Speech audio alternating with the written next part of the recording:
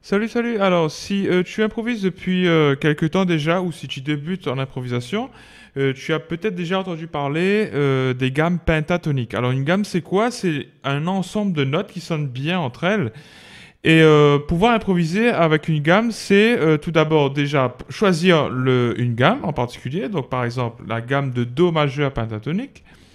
Et ensuite, par rapport à ça, tu devras jouer uniquement les notes de cette gamme pour pouvoir commencer à t'exprimer et à improviser. Alors pourquoi pentatonique? Parce que penta est égal à 5 et que dans cette gamme, donc, on aura 5 notes, mais elle ne se résume pas qu'à ça, hein, donc on va voir un petit peu pourquoi dans un instant. Alors maintenant, je vais te parler de cette fameuse gamme pentatonique. Alors, le premier avantage, c'est qu'elle est simple à apprendre parce qu'il n'y a que 5 notes, entre guillemets. Donc, dans le monde des gammes, 5 notes, c'est pas beaucoup et ça suffit pour l'utiliser et pour commencer à improviser déjà. L'avantage qu'il y a par rapport à ça, c'est justement le fait qu'il y a 5 notes, on va décliner tout ça en 5 positions. Et laisse-moi te montrer en fait c'est quoi les positions. Hop, on va pas tout casser. Et tout simplement, les positions, en fait, c'est des sortes de blocs que tu vas apprendre. C'est-à-dire, tu vas apprendre un bloc comme ça avec les notes de la gamme. Ensuite, un autre bloc ici, un autre bloc ici, un autre bloc ici, etc. Et donc, par exemple, si je te joue donc la première position, donc le premier bloc. Voilà,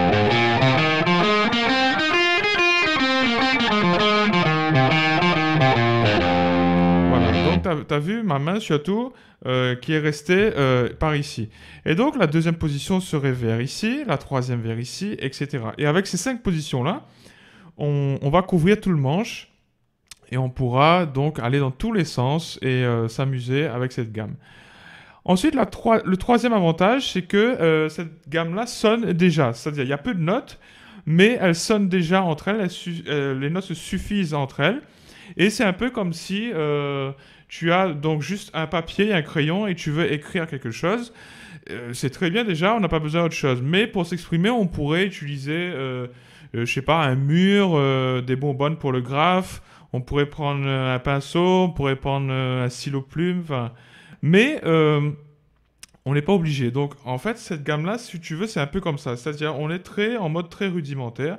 On a une feuille, un crayon, et on commence à s'exprimer. Donc avec cette gamme-là, on a peu de notes à gérer, et du coup, vu qu'elles sonnent déjà toutes seules entre elles, voilà, on pourra déjà s'exprimer et s'amuser avec ça. Ensuite, le prochain avantage, c'est tout simplement que dans l'improvisation, il n'y a pas qu'une histoire de notes. Il y a aussi les effets de jeu. Et donc, dans cette gamme-là, il faut le rappeler, hein, c'est toujours intéressant, tu verras pourquoi par la suite. C'est toujours intéressant de le rappeler, mais les effets de jeu, c'est tout simplement les notes glissées, ou bien les bends. Voilà, les hammers, les pull-offs, ce qu'on appelle, les notes liées. Voilà, par exemple.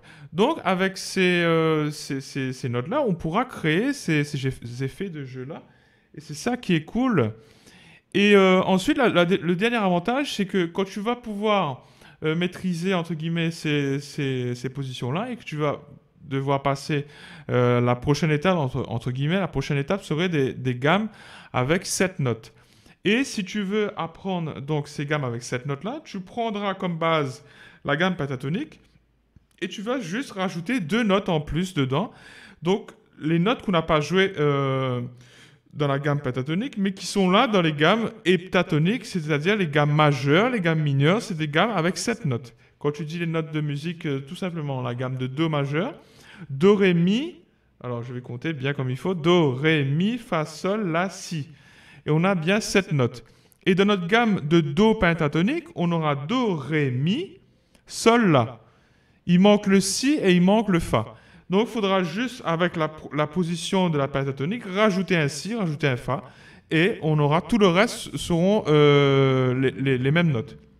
Donc, c'est ça qui est cool. Ensuite, la gamme pentatonique n'a pas que des avantages. Ce serait tellement génial.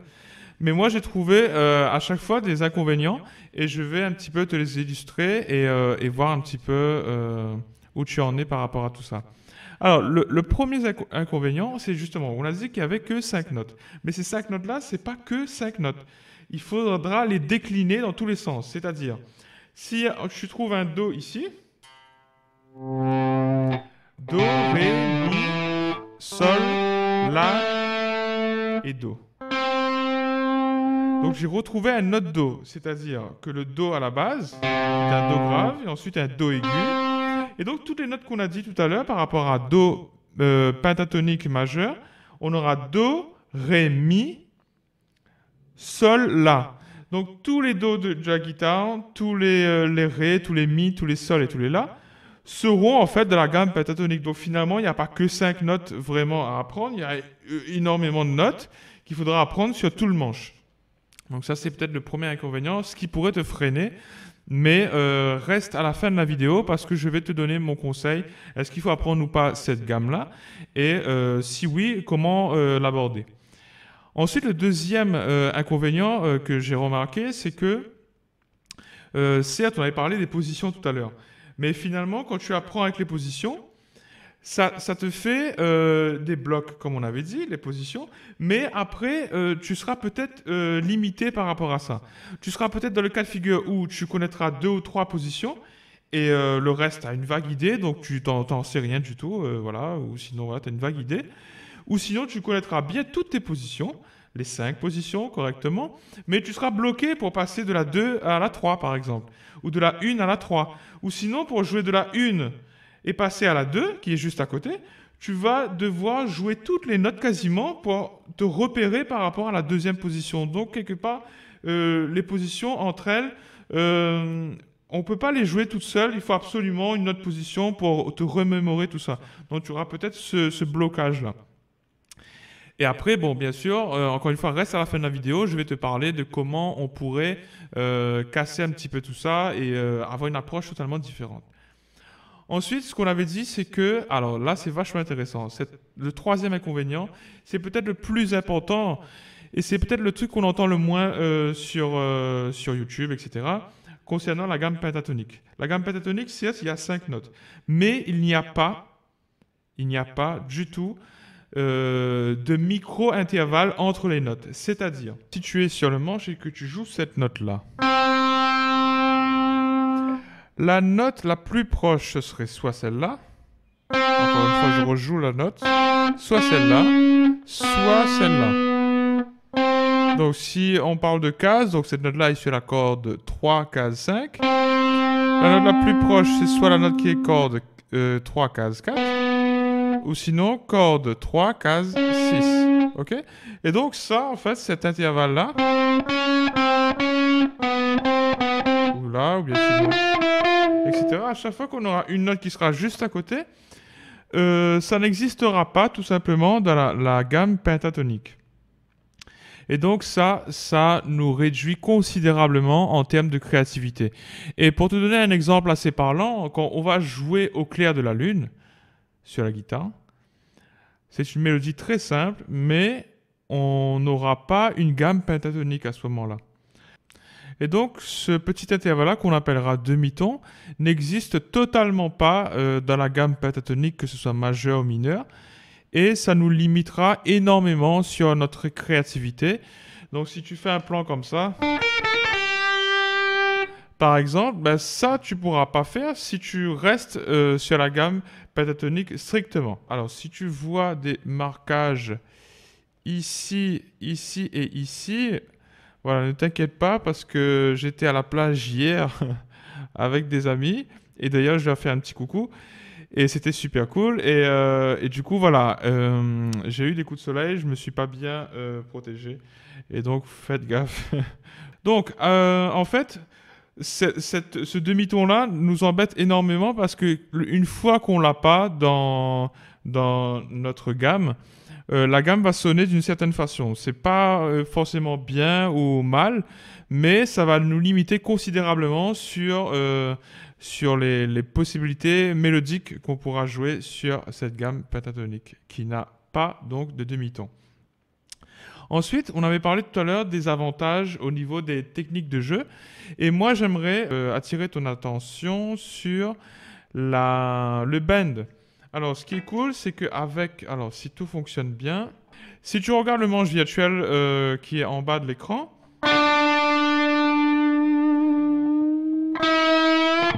Voilà, quand je vais faire un bend, c'est-à-dire un bend, c'est tout simplement qu'on va viser et après qu'on va tirer. C'est-à-dire qu'on va viser une note, par exemple, on va jouer cette note-là, mais on va viser celle qui est 2 cases plus loin. Donc on a sauté une case. Encore une fois, on ne peut pas viser la case qui est à côté parce que par définition, on ne la trouvera pas dans la gamme pentatonique. Donc on va viser une case, alors 2 cases plus loin, pardon. Donc par exemple, si on joue ici, tu vois que la note va monter et va aller ici. Et là, on sait que notre gamme est juste. Enfin, notre bend en tout cas est juste. Et vu qu'on est dans une gamme pentatonique, il n'y a pas de demi-ton, on devra soit aller viser cette note-là par rapport à celle-ci, ou sinon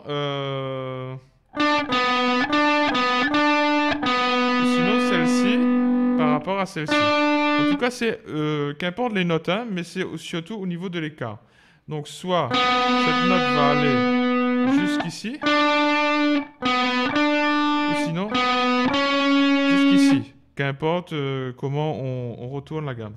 Donc ça donnerait soit ça, ou sinon soit ça.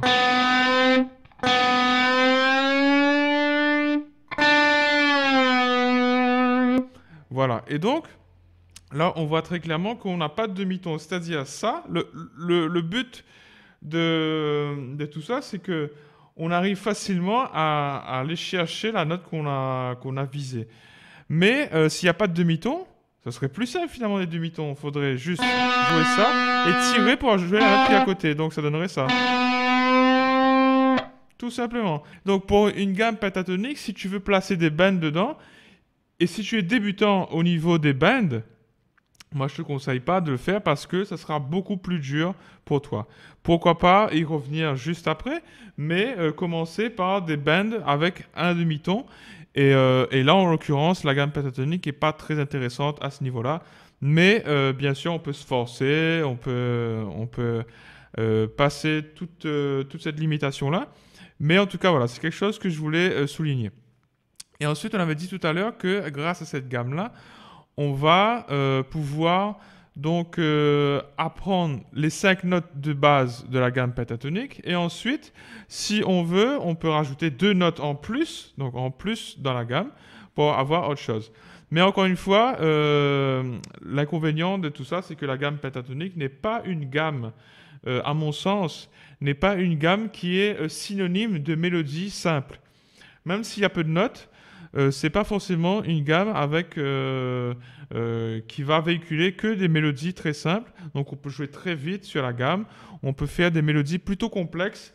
C'est pas parce que tu utilises la pentatonique que tu vas faire des mélodies simples et inversement. Hein. Donc il n'y a pas de gamme vraiment pour les mélodies simplifiées comme ça. Donc voilà. Et maintenant on va passer au conseil. Donc moi, est-ce que je te conseille d'apprendre la gamme pentatonique ou pas? Moi, bien sûr, je te conseille de la prendre, mais déjà, de prendre autant de temps sur chacune des positions. De pas tout le temps rester dans la gamme pentatonique en première position, par exemple, et de prendre autant de temps comme si, voilà, je ne sais pas si tu as des enfants, mais comme si c'était tes enfants, tu en as 5. Et du coup, tu vas passer autant de temps avec le premier, le deuxième, le troisième, le quatrième, le cinquième. On n'a en principe pas de préférence, en principe. Et du coup, voilà. Donc, tu vas passer autant de temps sur chacune des positions. Pourquoi pas rester sur la première et sur la deuxième, etc. De faire des va-et-vient comme ça. Ou sinon sur la deuxième et la troisième, etc. Mais en tout cas, pas négliger une position. Et aussi, quand tu joues, par exemple, en Fa mineur pentatonique, tu vas te demander où est le Fa. Donc je vais faire un exemple. Encore un petit exemple avant de se laisser. Donc on a donc le Fa qui est ici. Mais le but du jeu, c'est pas forcément de retenir le nom de la note, mais c'est surtout retenir la note qui compte le plus dans cette gamme-là et cette position. Donc c'est celle-ci. Et celle-ci aussi.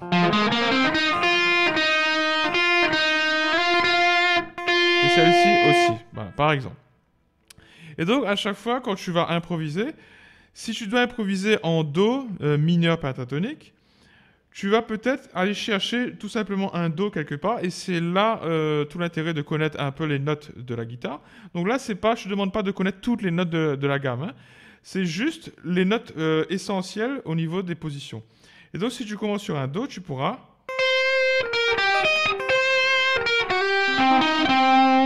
Voilà, donc j'ai commencé sur un Do ici, au lieu de faire tout le temps. Et arriver jusque là. Donc on va commencer sur ce Do-là, ou sinon, on a dit qu'il y avait une note ici.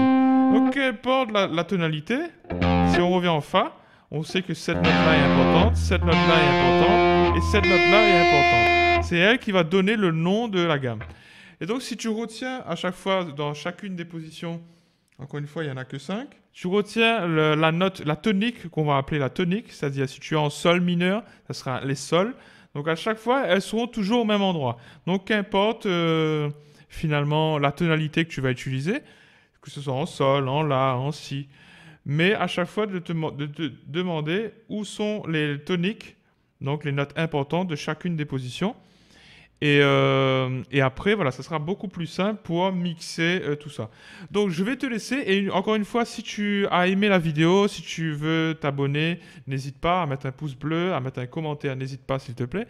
Et aussi, si tu veux que je fasse une vidéo un peu plus tard sur ces problématiques-là, c'est-à-dire, toi, tu connais tes positions, mais tu es bloqué pour changer de position, tu ne sais pas trop comment faire. Il y a plusieurs petites astuces. Je pense sûrement faire la vidéo plus tard, mais voilà, n'hésite pas à m'en parler dans les commentaires pour me booster et pour le faire assez rapidement. Et ou sinon, si tu veux tout simplement apprendre, si tu n'as jamais appris ces positions-là de la gamme pentatonique, à les apprendre avec moi, c'est-à-dire avec le plus simplement possible, avec un angle plutôt différent que les autres, et j'espère plus simple à aborder. Donc n'hésite pas aussi à me le dire. Et donc je te dis à la semaine prochaine et bonne pratique à toi. Allez, salut.